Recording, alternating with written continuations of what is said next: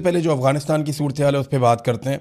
एक तो वज़ीर आला खैबर पख्तूनख्वा का बयान भी आ गया है और ये बयान मैं आपको जानबूझकर पढ़ के सुना रहा हूँ क्योंकि इससे पहले मैंने आपको बताया था पाकिस्तान तहरीक इंसाफ का ऑफिशियल मौक़िफ़ क्या है। फिर पाकिस्तान तहरीक इंसाफ के वो लोग जिनको पाकिस्तान की मिलिट्री एस्टेब्लिशमेंट से शदीद गिले हैं, जो ये कहते हैं कि हम पे बहुत जुल्म हो रहा है, जो ये कहते हैं कि मिलिट्री क़यादत पॉलिसी के तहत पाकिस्तान तहरीक इंसाफ को कुचल रही है, वो लोग जो मिलिट्री ऑपरेशन पाकिस्तान में होने के ख़िलाफ़ हैं और वो ये कहते हैं कि मिलिट्री क़यादत वसाइल पे कब्ज़े के लिए खैबर पख्तूनख्वा के हालात को जानबूझ के ख़राब कर रही है, वो लोग भी जो पाकिस्तान तहरीक इंसाफ के हार्ड लाइनर्स हैं, वो भी गुज़िश्ता रात जब झड़पें हुई हैं अफ़गानिस्तान और पाकिस्तान के बीच में, तो वो पाकिस्तान के नैरेटिव के साथ खड़े हुए। बहुत पॉजिटिव बात है। आज इसकी गवाही दी है DGISPR ने कि पूरी कौम उनके साथ खड़ी हुई है। यानी DGISPR ने ये इसको ज़रा सनद रखा जाए और महफूज रखा जाए और बवक्त ज़रूरत ये काम आएगा कि इन्होंने अपने मुंह से कहा कि सारे पाकिस्तान के साथ खड़े हुए हैं, लेकिन हमले फिर आपको पता है कि 24 घंटे भी नहीं गुजरे और पाकिस्तान तहरीक इंसाफ पर हमले शुरू कर दिए गए हैं। लेकिन पहले ज़रा वज़ीर आला का स्टेटमेंट आप देख लें। सुहेल आफरीदी ने कहा, पाकिस्तान के एक एक इंच की हिफाजत हम सबका कौमी फरीज़ा है, किसी को सरहदी इलाकों की सलामती पर समझौता नहीं करने देंगे। पाक अफगान सरहद पर किसी भी किस्म की इश्तियाल अंगेज़ी और बैरूनी जारहियत की मजम्मत करते हैं, कौमी सलामती पर कोई समझौता नहीं होगा। ये जनाब खैबर पख्तूनख्वा की हुकूमत है जिस पे इल्ज़ामात लगाए जाते। देखिए, सुहेल आफरीदी ने भी स्टेटमेंट दे दिया, सबने दे दिया। ज़रा एक चीज़ मैं आपको क्लियर कर दूं कि इस वक्त जो हुकूमत के हमायती हैं या जो इस वक्त एस्टेब्लिशमेंट के हमायती हैं, जैसे कि फजल रहमान साहब हैं, जैसे कि ANP के ML वली खान साहब हैं, तो इन लोगों ने बिल्कुल हमायत नहीं की पाकिस्तानी फोर्सेस की उस तरह से। यानी इन लोगों ने जंग को एक गलत चीज़ करार दिया, जंग रोकने की बात की फजल रहमान साहब की पार्टी ने और ANP ने। कैटेगोरिकली उन्होंने इसकी शदीद मुखालफत की है, जबकि पाकिस्तान तहरीक इंसाफ जो है वो खड़ी हुई है इस मामले के ऊपर कि नहीं, अफगानिस्तान ने ज्यादती की, हमारे पर हमला नहीं करना चाहिए था। ये तहरीक इंसाफ का मौक़िफ़ है। तो ANP और फजल रहमान का मौक़िफ़ तहरीक इंसाफ से मुख्तलिफ है। देखिए ना, अब ये फजल रहमान साहब का आप स्टेटमेंट देख लें, ये BBC के ऊपर छपा हुआ है। हेडलाइन इसकी ये है कि पाकिस्तान की शिकायत जायज़, मगर अफगानिस्तान की खुद मुख्तारी और दाखिली मुश्किलात का एहतराम भी ज़रूरी है। ये फजल रहमान साहब का स्टेटमेंट है। इससे पहले हाफिज़ हमदुल्ला साहब का स्टेटमेंट भी आ गया था। यानी उन्होंने ये बाकायदा उनका एक बयान जारी हुआ है कि पाकिस्तान की शिकायत जायज़ है, लेकिन अफगानिस्तान की जो दाखिली मामलात हैं, उनकी जो खुद मुख्तारी है, उसका एहतराम भी होना चाहिए। तो ये उन्होंने पाकिस्तान की हुकूमत पे भी एक तरह का एलिगेशन लगाया। अगर ये स्टेटमेंट पाकिस्तान तहरीक इंसाफ देती ना, तो तबाहियां फिर जानी थी पाकिस्तान के अंदर। जो स्टेटमेंट ML वली खान ने दिया है ना, वो स्टेटमेंट अगर पाकिस्तान तहरीक इंसाफ देती ना, तो मुल्क के अंदर फतवे लग जाने थे गद्दारियों के। आज तहरीक इंसाफ ने कोई भी ऐसा मुतनाज़ स्टेटमेंट नहीं दिया या किसी भी जगह पे उन्होंने तालिबान की सपोर्ट नहीं की। इसके बावजूद PMLN के या एस्टेब्लिशमेंट के जो टाउट्स हैं और वो जो अकाउंट्स हैं, वो लगातार सारा मलबा पाकिस्तान तहरीक इंसाफ पे डाल रहे हैं। 24 घंटे भी नहीं गुजरे। देखो, मलबा डालना तो पता किस पे डालना है। मैं आपको एक बंदे की आवाज़ सुनाता हूँ। ये देखें, ये बंदा, और पाकिस्तान की बदकिस्मती है, ये पाकिस्तान का आर्मी चीफ रहा है। ये आवाज़ आप सुनने जा रहे हैं ज़ियाउल हक की। इसकी आवाज़ सुने कि ये इन अफगानों के बारे में क्या कहता था। ये देखें। मैं आपको मतला कर रहा कि अगर खुदा ना करे किसी तरह से अफगानों को शिकस्त हो गई है, तो फिर आपका अगला नंबर आपका है पाकिस्तान में। ये जो भाई हमारी जंग लड़ रहे हैं, ये अपनी नहीं, पाकिस्तान की जंग लड़ रहे हैं। इसलिए अगर हम और कुछ नहीं करते तो कम से कम दुआ के लिए तो हाथ उठाई कि अल्लाह ताला इन अफगान मुजाहिदों को कामयाबी अता फरमाए। उनकी आजादी के साथ हमारी आजादी। आप यकीन जानिए कि अगर आज उनको तक पहुंच दिया तो कल पाकिस्तान की ईद से ईद बन जाएगी। लोग इस चीज को समझते नहीं। वो ये समझते हैं कि रब खुदा जो हमारे के अंदर उठ रहा है, ये सिर्फ अफगानों के लिए। देखें जी, ये ज़ियाउल हक था जिसने कौम को लगा दिया इस चक्कर में। ज़ियाउल हक की औलाद आज भी, वाह क्या बात है, अरबपति करोड़पति। इसी तरह जो जनरल अख्तर अब्दुर्रहमान, उनकी औलादें अरबपति करोड़पति। बेशुमार जर्नैल उस टाइम पे जब अफगान वॉर पाकिस्तान सहूलतकारी कर रहा था और ये उस वक्त जहादी थे सारे तालिबान, तो उस वक्त पाकिस्तान के जर्नैल दुनिया के अमीर तरीन जर्नैल बन रहे थे। आज भी हैं, उनकी औलादें बैठ के खा रही हैं, मौजें नहीं लगी उनकी। तो ये ज़ियाउल हक का स्टेटमेंट है, ये किसी और का नहीं है। पाकिस्तान का आर्मी चीफ था। ये गंद मारा ही पाकिस्तान की आर्मी ने है। ये जो भी किया इन्होंने किया है। एक जर्नैल आता है, वो कहता है जी ये मुजाहिद हैं, बेहतरीन है, अल्लाह इन्हें सलामत रखे, इनका साथ देना है, पैसे कमा लेता है। दूसरा आता है दुश्मन है, मारो इनको, वो फिर पैसे कमा लेता है। तीसरा आता है, अब ये सारा जो है ना, ये एस्टेब्लिशमेंट की पॉलिसी होती है। लोग बिला वजह जज्बाती हो जाते हैं, सियासी लोग जो हैं वो बयानिया की लड़ाई में लग जाते हैं। अब वो अता तारड़ बेचारा बयानिया बना रहा है। अब इंफॉर्मेशन मिनिस्टर की टीम है, वो पहले सारे बच्चे बुच्चे जो हैं उनकी वीडियोज़ आई हुई हैं, किसी की गाने की आई हुई है, किसी की किसी और हरकत की आई हुई है, और ये बच्चे अता तारड़ के साथ देखे भी गए हैं कुछ वीडियोज़ के अंदर। अब ये इन्होंने एक मीडिया सेल बनाया हुआ है ना, जिसपे ये ट्रोलिंग व्रोलिंग करते हैं और ये बयानियाँ बनाने की लड़ाई लड़ते हैं। तो ये जालसाजी तो अब सारी पॉलिटिकल पार्टीज करती हैं। पाकिस्तान तहरीक इंसाफ के पास एक ऑर्गेनिक सेटअप है बहुत बड़ा, यानी उनकी सपोर्ट बहुत बड़ी है सोशल मीडिया पे। तो क्योंकि देखिए आम जो सोशल मीडिया का सारिफ है वो उसके अंदर एक नाराजगी है, दो वजूहात हैं। ये पाकिस्तान की एस्टेब्लिशमेंट को, मिलिट्री एस्टेब्लिशमेंट को ये बात समझनी पड़ेगी कि आम आदमी का रिस्पॉन्स वैसा क्यों नहीं होता। दो वजूहात हैं। नंबर एक, ये भारत से आप नहीं लड़े, आप अफगानिस्तान से लड़ें, तो यहां पे उस तरह के जज्बात नहीं हो सकते, नंबर एक। और नंबर दो ये है कि मिलिट्री एस्टेब्लिशमेंट से अवाम की एक नाराज़गी है कि आपने बड़ी बदतमीजी की है पाकिस्तान में, और बड़ी बेहूदगी की है पाकिस्तान में, मारा है पाकिस्तानियों को और ज़्यादती की है, सियासत में मुदाखलत की है, और उसके बेशुमार सबूत मौजूद हैं, पूरी दुनिया में आवाज़ें उठ रही हैं। तो बयानिया की लड़ाई में ये बच्चों से कोई वीडियो बनवा दिया, अच्छा जी, और ये वो पता नहीं क्या कुछ वो कह रहे हैं, 6-7 बच्चे हैं, वो पूरे पाकिस्तान में मजाक उड़वा दिया, और सरकारी सतह पे वो वीडियो बना के उसको जारी भी कर दिया। और इंतहाई थर्ड क्लास किस्म का कंटेंट है, कुछ उसके अंदर नहीं है, वो देख के हंसी आ रही है। किसी नॉर्मल से टिकटॉकर को पकड़ लेते ना और उसे कहते कि हमें कंटेंट बना दो, तो वो इससे कई गुना बेहतर कंटेंट बना देता। ये अभी आप देखेंगे ऑन खोसा का आएगा कोई ना कोई कंटेंट, वो जब भी आएगा तो आप सर पकड़ के बैठ जाएंगे। एक नया आइडिया होगा, अछूता आइडिया होगा, अकेला आदमी बैठकर काम करेगा और वो ऐसा कंटेंट देगा कि आप हंसेंगे भी, आप इंजॉय भी करेंगे, और उसमें आपको मैसेज भी मिलेगा। बेशुमार और लोग हैं, बेशुमार और लोग हैं, उनका कंटेंट आएगा, देखिएगा 30 सेकंड में, 50 सेकंड में वो काम कर देंगे कि आप हैरान हो जाएंगे। लेकिन ये इस काबिल ही नहीं है। एक तो पढ़े लिखे नहीं है, दूसरा इनको समझ ही नहीं है, और ये इनकी फील्ड ही नहीं है। ये जबरान इलियास की मिन्नत कर लें तो उनको कह दें जनाब थोड़ा सा कंटेंट बना दें, तो देखो वो कैसा आपको बनवा देते हैं। लेकिन अता तारड़ के बस की बात नहीं है, ये पाकिस्तान की बदनसीबी है। देखिए ना, वो कंटेंट इसमें फारग है, कॉन्सेप्ट बिल्कुल फारग, स्क्रिप्ट बिल्कुल फारग, एक्टिंग थर्ड क्लास किस्म की, फिर पिक्चराइजेशन भी इसकी फारग है, फिर एडिटिंग बिल्कुल ही फारग है उसके अंदर। तो ये एक गांव में बैठा हुआ टिकटॉकर जो है वो इससे बेहतर काम कर लेता है। अब देखे ना उसको अंदर जो जुमले हैं वो अफगानियों, भाई आप अफगानिस्तान के सारे लोगों को मुखातिब कर रहे हैं। आपका जो नेशनल नैरेटिव है वो ये है कि अफगानी अच्छी कौम है, उन्हें ये हक है कि वो अपने हुक्मरान खुद चुने। अब पाकिस्तान के अंदर पाकिस्तान की मिलिट्री एस्टेब्लिशमेंट ने ये हक नहीं दिया पाकिस्तानियों को कि वो अपने हुक्मरान चुने।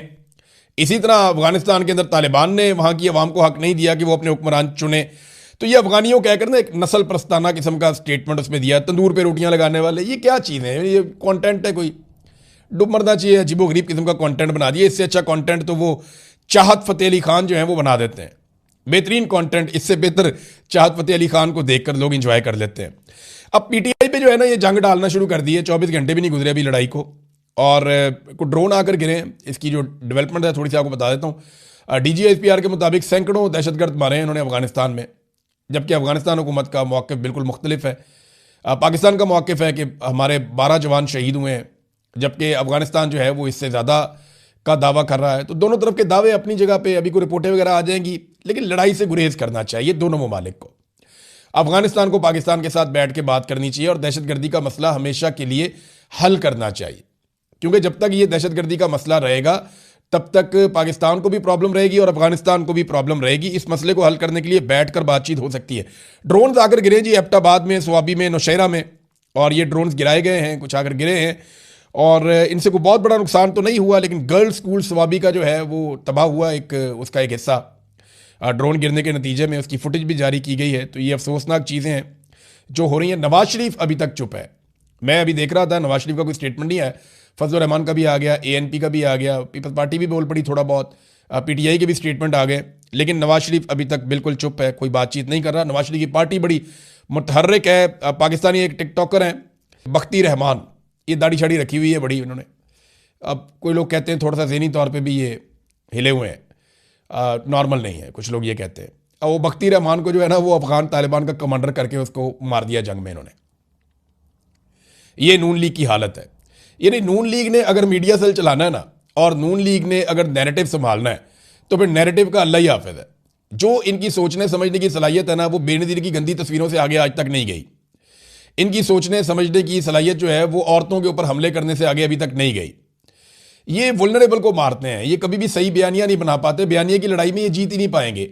क्योंकि ये पिछली सदी में रह गए और पाकिस्तान अगली सदी में चला गया है। वो बख्ती रहमान बेचारा, वो बारिश किस्म का एक टिकटॉकर है, उसको उठा के तालिबान कमांडर कह के जनाब उन्होंने मार दिया और इन्होंने सोशल मीडिया के ऊपर उसको वायरल कर दिया। वो बेचारे लोग परेशान है कि यार ये तो टिकटॉकर था।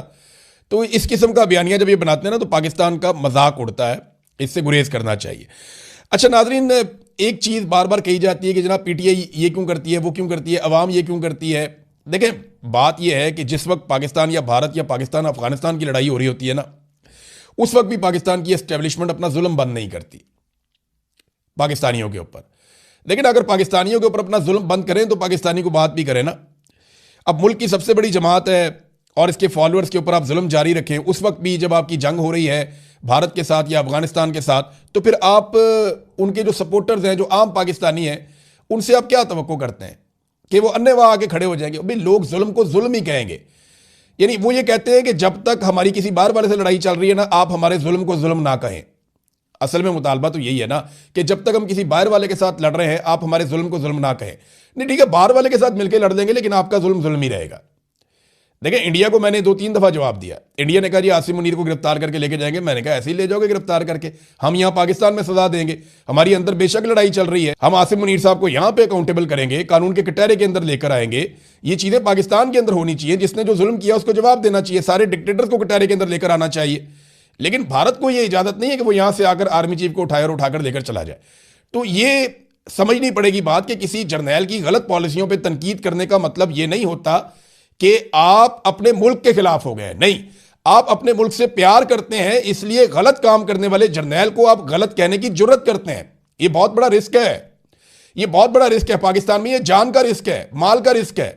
पाकिस्तान में आपकी जिंदगी तबाह हो सकती है इससे। इतना बड़ा रिस्क जो लोग लेते हैं उनको तो सैल्यूट करना चाहिए कि वो पाकिस्तान जैसे मुल्क के अंदर या पाकिस्तान जैसे मुल्क के शहरी होते हुए वो पाकिस्तानी जर्नैल के ऊपर तनकीद कर रहे हैं कि आपकी पॉलिसी से मेरे मुल्क को नुकसान पहुंच रहा है। इनसे ज्यादा मुहिब्बे वतन कौन होगा? वो सर्टिफिकेट बांट देते हैं लोग कि जनाब ये तो मुहिब्बे वतन ही नहीं है, क्योंकि ये जर्नैल पे तनकीद कर रहा है फौज इंडिया से या अफगानिस्तान से। ओ भाई, इंडिया और अफगानिस्तान से जो फौज लड़ाई लड़ रही है वो कौम फौज के साथ ही होगी ना, पाकिस्तानी पाकिस्तान के साथ ही होगा। लेकिन जो जर्नैल पाकिस्तानियों के साथ लड़ रहा है उसके खिलाफ बोलना भी पाकिस्तानियों की उतनी ही जिम्मेदारी है। जितना बैरूनी हमलावर को रोकना जरूरी है, उतना ही अंदरूनी हमलावर को रोकना भी जरूरी है कि भाई ये जुल्म और ये बर्बरियत बंद करो, पाकिस्तान आगे नहीं चल रहा। ये है नाजरीन टोटल सूरत हाल। जंग के हवाले से अभी जंगबंदी के लिए कोशिशें शुरू हुई हैं। इसमें तुर्की, चाइना और सऊदी अरब इन्होंने लीड ली है, इन्होंने राब्ते किए हैं और कोशिश कर रहे हैं कि जो जंगबंदी है वो हो जाए। और जंग तो नहीं है, झड़पें हैं, अभी तक तो इसको झड़पें ही कहेंगे।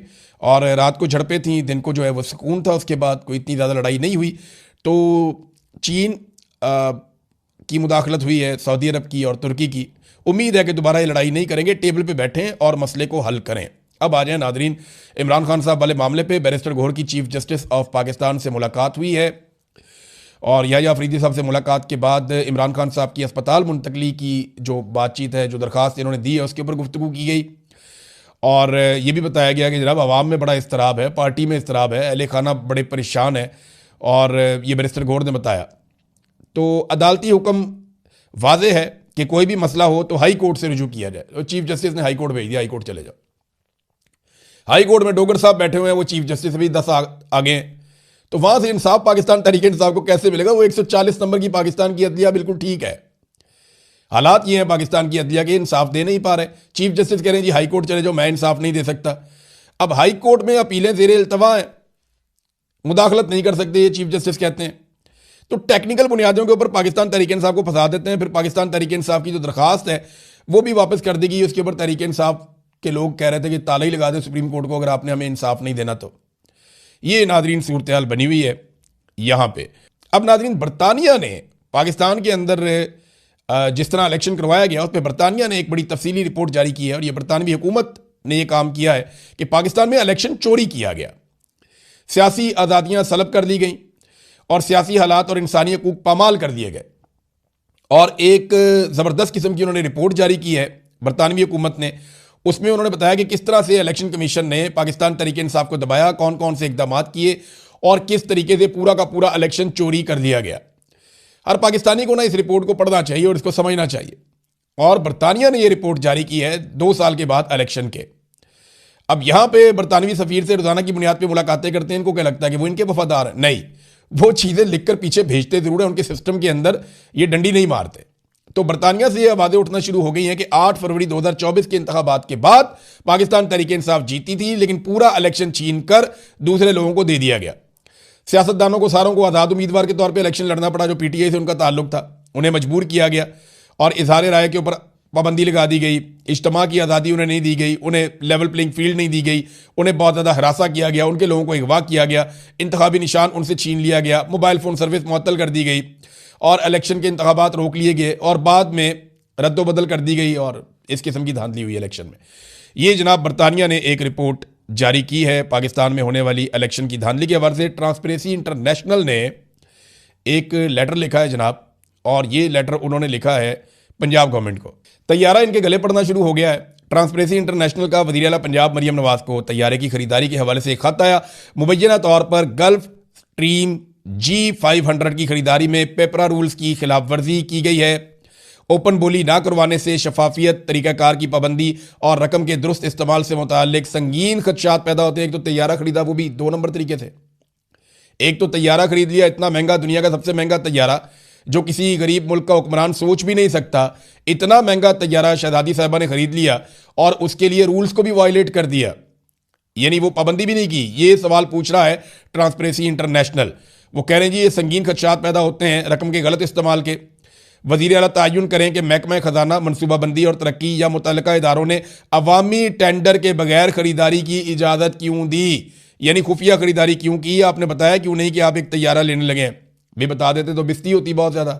नाज़रीन, एक इंपॉर्टेंट खबर यह है कि ईमान मज़ारी और हादी अली चट्ठा साहब का केस जो है वो जज आसिफ खान साहब की अदालत में लगा हुआ था। वो तारीख ही नहीं दे पा रहे। वो कभी एक सहाफ़ी की तरफ देखते हैं, कभी दूसरे की तरफ देखते हैं, कभी वो सोचते हैं केस मैं करूं क्या इसका। वो भाई इतनी तनख्वाह आपको मिल रही है, आपको हाईकोर्ट का जज लगाया हुआ है। थोड़ा अर्सा पहले जब आपके बेटे को इंसाफ चाहिए था तो 4 दिन के अंदर आपका बेटा 2 कत्लों के अंदर बरी होकर घर चला गया। यानी इनका बेटा बगैर लाइसेंस के छोटी उम्र के अंदर गाड़ी भगा रहा था, गाड़ी भी गैर कानूनी थी, नॉन कस्टम, और उस गाड़ी के नीचे 2 खवातीन को कुचलकर हलाक कर दिया। 4 दिन के अंदर घर चला गया। कैसा इंसाफ मिला जज आसिफ के बेटे को। और दूसरी तरफ उसी जज की अदालत में केस आता है कि ट्वीट किया हुआ है एक मियां बीवी ने, बीवी प्रेग्नेंट है और उन्हें गिरफ्तार किया हुआ है 1 महीने से ज्यादा हो गया और वो पड़े हुए हैं जनाब जेल के अंदर। और इस पे जज साहब जो है बगलें झांक रहे हैं कि करना क्या है इसका केस का। ये हालात है नाजरीन पाकिस्तान की अदालत की। तो मेरे ख्याल में जज साहब आप वैसा इंसाफ दे दें या उससे आधा ही दे दें जितना इंसाफ आपने अपने बेटे को दिलवाया। जैसा इंसाफ पाकिस्तान में आपके बेटे को मिला है ना, हम चाहते हैं वैसा ही इंसाफ पाकिस्तानियों को मिल जाए। और भी वैसा ना मिल जाए तो थोड़ा सा मिल जाए, उसका 10% भी अगर आप दें ना ईमान मज़ारी को, तो ईमान मज़ारी को अपने घर पे होना चाहिए इस वक्त। और वो तारीख लेने के लिए बेचारे वकील जो हैं वो दर बदर फिर रहे हैं कि जनाब हमें तारीख तो दे दें, हमारी तारीख तो लगा दें। ये हालात हो गए हैं और ये पाकिस्तान की एस्टेब्लिशमेंट है ना, वो कहते हैं इनको अंदर करो तो अंदर कर देते हैं, भाई अब बाहर नहीं आना चाहिए तो जज कहते हैं ठीक है जी नहीं आएंगे बाहर। ये हालात हो गए हैं इमरान खान के साथ भी, मारंग बलोच के साथ भी, यास्मीन राशिद के साथ भी, जो अडियाला जेल में सारे कैद हैं, या जितने लोग कोट लखपत जेल में भी कैद है पाकिस्तान तहरीक इंसाफ की क़यादत, सबके साथ यही हो रहा है। नाज़रीन, आखिर में मैं आपको एक खबर दे दूं कि चीन ने भी अपने शहरियों को कह दिया कि फौरन ईरान से निकल जाए और ईरान की तरफ सफ़र ना करें। जबकि अमरीकी सफारत खाने ने इसराइल के अंदर भी अपने सफारती अमले